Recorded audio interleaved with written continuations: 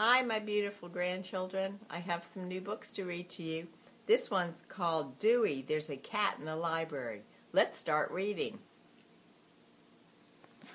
Dewey, There's a Cat in the Library by Vicki, Myron, and Brett Witter.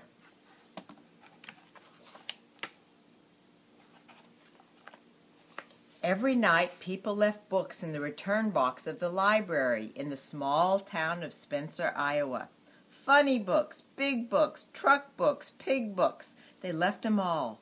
But one night, on the coldest night of the year, someone left a strange surprise. A tiny kitten. When Vicki, the librarian, found him the next morning, the kitten was cold and scared and very, very dirty. Vicki took one look and decided to give him a warm bath. The kitten went into the sink brown and crying, but he came out orange and purring. "I'm going to keep you," said Vicki, who already loved him. "We'll name you Dewey Read More Books. You can live here and be our library cat." But Dewey had no idea what it meant to be a library cat, so he did what all kittens do. He played. He lounged on the newspaper, rode the book cart, and knocked pens to the floor. He goofed around with Marty Mouse, snooped in every open drawer, and always found at least one rubber band. But what Dewey loved most was all the people. Tall ones, round ones, quiet ones, loud ones. The little ones, however, surprised him, and not always in a good way. "Look, Nathan," said his mommy, "there's a cat in the library." Nathan bent down and said, "Hi, Hooey, Dewey, Yuki." "No," said his sister Hannah. "It's Dewey Read More Books." Dewey squirmed. The boy was petting him in the wrong direction. Dewey loved to be petted, but he hated being petted in the wrong direction. Dewey was licking his fur back into place when he heard a strange noise. "Wah!" Dewey's ears picked up. He looked around. "Wah! Wah!" Dewey sprang to attention and crept really slowly towards the sound.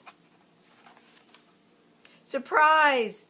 The little people, Dewey discovered, came in tiny sizes too, and they loved to giggle and grab and pull and coo. Babies are wonderful, Dewey thought. Cute and smellicious too.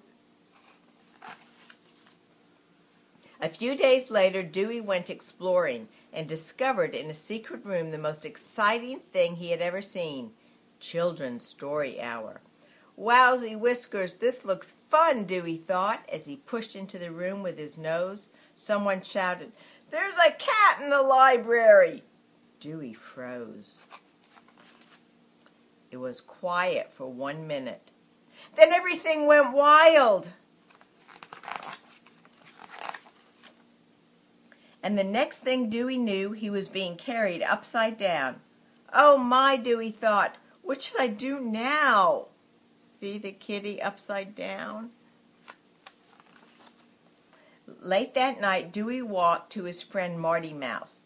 "The library's a wonderful place," Dewey said, "but I'm tired of being pulled and poked and carried upside down. I'm just not a cat in the library. I'm a library cat. A library cat helps people, I think, and I'm 92% convinced that that's the reason I'm around." Marty Mouse didn't say anything. "I'm going to do it," Dewey said. "I'm going to help people." And he felt so happy that he threw Marty Mouse into the air, kicked him with his back legs, and slept on him like a pillow. The next morning, when the people arrived, Dewey was waiting to greet them right by the front door. All morning, Dewey acted like a library cat. He read with the mommies and grandmas. He helped the daddies work. He even shelved books with the library clerk.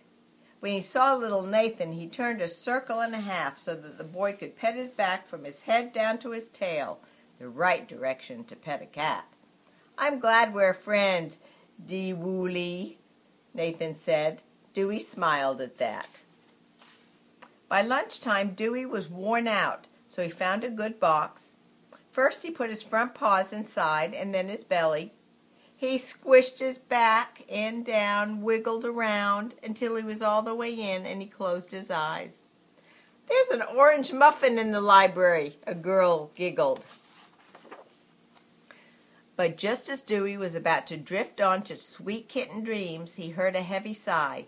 His eyes popped open, and he saw a girl on the other side of the library. A very sad little girl reading very quietly all by herself. He climbed up close and stared at her. She looked the other way. He sniffed her hand. She wouldn't play. He knocked her mittens to the floor. She let them stay. Then he saw her jacket and had his best idea yet. "Silly always works. I'll be a silly cat today." The girl stared at Dewey. "You look like a fuzzy hot dog in a purple bun," she said. And then she surprised him. She laughed right out loud. "I love you, Dewey. Read more books," the girls whispered as Dewey nestled into her lap and began to purr. This is it, Dewey thought. I'm a real library cat, and it feels great. No, it felt better than great. It felt perfect. The end.